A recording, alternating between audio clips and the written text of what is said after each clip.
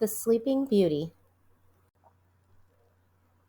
Once upon a time there was a king and queen who for a very long time had no children, and when at length a little daughter was born to them, they were so pleased that they gave a christening feast to which they invited a number of fairies.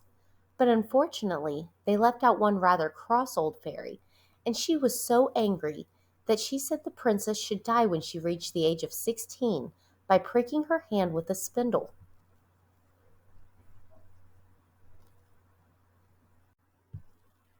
All the other fairies present, except one, had already given the princess their beautiful gifts, and this last one said she could not prevent part of the wicked wish coming true, but her gift should be that the princess should not really die, but only fall into a deep sleep, which should last for 100 years, and at the end of that time she should be awakened by a king's son.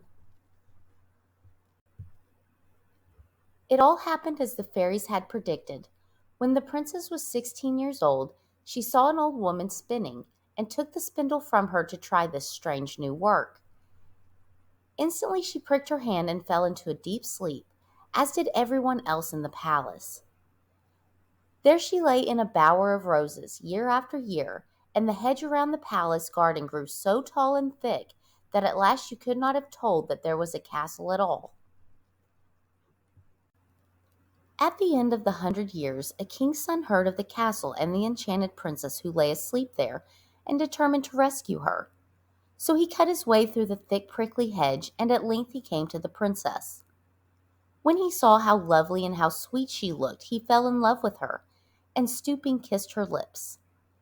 At once she awoke, and with her the king and queen and all the courtiers, who had fallen asleep at the same time.